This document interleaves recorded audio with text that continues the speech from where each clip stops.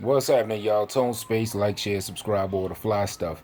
The series finale of Game of Thrones is now behind us, and it leaves a lot of people mad. You know what I'm saying? A lot of TV tears being shed over it and everything.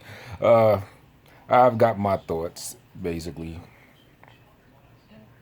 It was a very weird ending, in my opinion. I'm the type of person I like weird. Bran, what is it? The broken, the cripple, or whatever they call him, king of the six kingdoms. Okay. Now the thing is, Jon Snow, or what's his real name been revealed to be? I believe it's Aegon Targaryen, if I'm not mistaken. As a lot of you are aware, it's been revealed around season 7 that Daenerys, her older brother, is the true father of Jon Snow because he had not even an affair. He had like a secret marriage with one of them Stark ladies, and Jon came about, and it just just by order of males Targaryens, he was supposed to be the leader of the Iron Throne, Seven Kingdoms, and they were teasing and they were playing with that.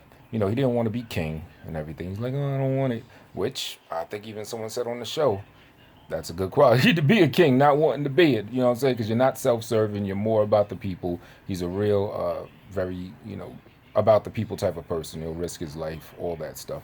But I just do not understand why, when the ish really hit the fan, he didn't pull that card out. You know what I'm saying? If I haven't said it already, of course, this is spoilers if you've not seen the episodes. It is for all of y'all that have watched it and are wondering what the unk is going on. All right, so yeah, Daenerys, she flipped. She turned into a mad queen. She massacred, what's that, the King's Landing area and everything, massacred the innocent people. Because as you recall, in the last episode, episode 5, Cersei pretty much gave in. But Daenerys, she felt the way. She was on her dragon, and she just barbecued the whole thing, killing. I think people said she killed like millions, a lot of innocent people.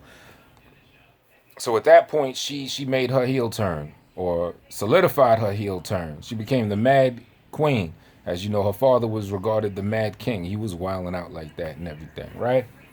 So the first half of episode 6, it was a lot of tension going on because now what's the aftermath? She and Rob, or John rather, they done got busy and everything, laid together and all that.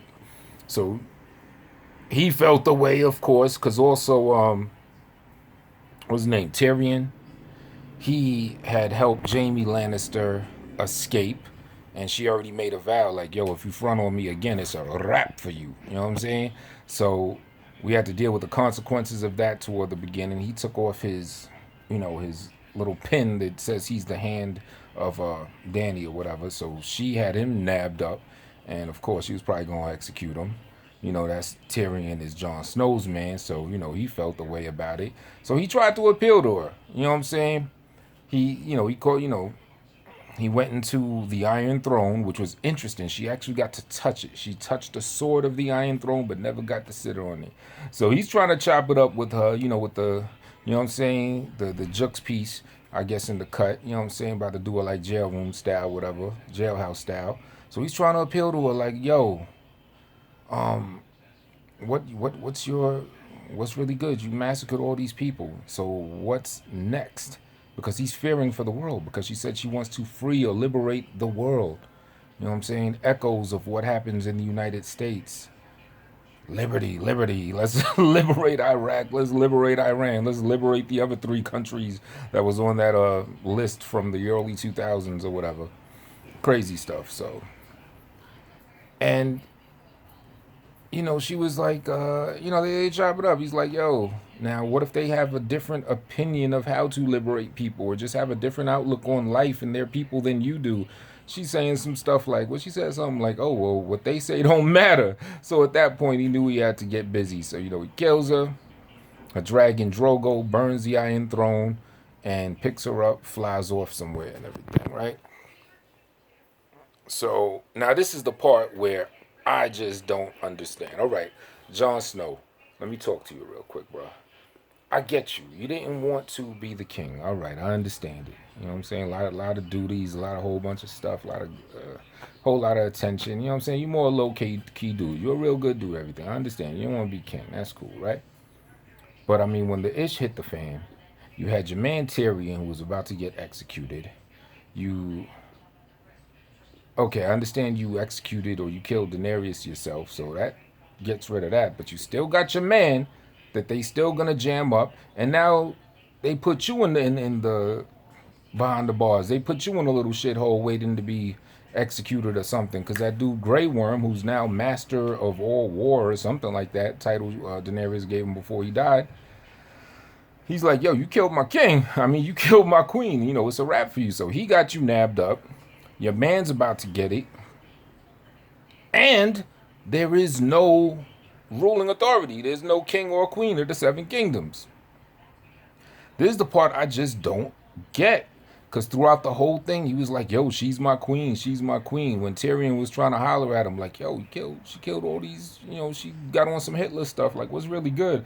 He's trying to, like, reason and excuse it and everything at first. I'm like, come on, dude. You know, you had 8 seasons of developing into probably the most solid character on the show. You know what I'm saying? As far as valiant and heart and everything like that. You already know it's bugging. You know that you bugging. Like right before she went to war with King's Landing, you know, she was trying to get down with him in the bedroom, and he was like, you know what I'm saying? So even on a physical level, you already knew that she was kind of like engaging on some power hungry, crazy stuff before the massacre. So how after the massacre you trying to, you know, justify it or whatever? But all right, eventually you did the right thing. You got her out the way. But now is the part that I just didn't understand. Or at that point, that's the part I didn't understand. It's like, all right, your everything's in turmoil. Your man about to get executed. You about to get executed. There's no ruling authority. Okay, when Daenerys was queen, you want to fall back, let her do it. But she's out the way. You're about to be killed. Your man about to be killed, and there's no king or queen. Why at that time did I'm talking to you now, John or Ergon? Well, I just call you John because you regular nigga. Why did you not just come out or, you know, send a little bird to your sister, you know, someone that has some influence to tell everybody like, nah, homeboy the dude. You know what I'm saying? He's the you know, the true king of the seven kingdoms, and reveal your identity and take the throne out of responsibility, out of necessity. It's like you dropped the ball on some punk stuff. Like, I could understand passing up on that because you think the greater good is for something else. But yo, everything was in ruins. Everything was in shambles, including what was about to be your life. And even still, you fell back. Ain't nobody speak up on his behalf. Tyrion, none of them spoke. Now, all right, so they made this dude Bran king. I felt that was kind of weird, but I like it as an ending just because it's weird. I like weird stuff. It's kind of poetic too, because the Iron Throne was already burnt. So you picked the dude that wouldn't sit on that Iron Throne. He already got his throne ever since he got pushed out the window. You know what I'm saying? He's in his chair. So it's almost like subtly they're saying he was always on the throne because he was always in the chair. You know what I'm saying? So that was kind of like foreshadowing when Drogo, whatever his name is, burned up the Iron Throne. Because now you got someone that's still in the seat. You feel me? So that was kind of interesting.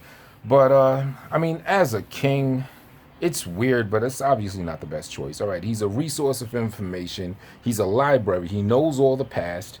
He knows all of the future and events to come. A lot of people saying, well, he didn't have much character development throughout the years. How could he be king? I think he did have character development. The confusing part is that the development of him, he developed into someone without character. He turned into a stoic, robotic type of person. Since he got pushed out the window, he was a kid, got hit with that third eye raven stuff, and slowly became less human, more in information. So it's basically like they have a robot king. Why couldn't they have, you know, him as either a hand or like just a very valuable resource that the king would go to refer to other, you know what I'm saying, that the king would go to refer to when they want to go to war, what they want to do, since he knows the future. You know what I'm saying? So that was kind of weird because, I mean, if you're thinking about a king, a very huge component is character. You have someone you need someone that could stir the spirit up in your peoples. That dude ain't stirring no spirit up. It's literally like a computer program at this point. You know what I'm saying? So that was kind of weird, but I liked it because it's weird. John's ending, not really feeling it. They banned him to the Blackwater thing, but then at the end he ended up bouncing with the wildlings, and doing him. But shoot the shit about it. That's what I think.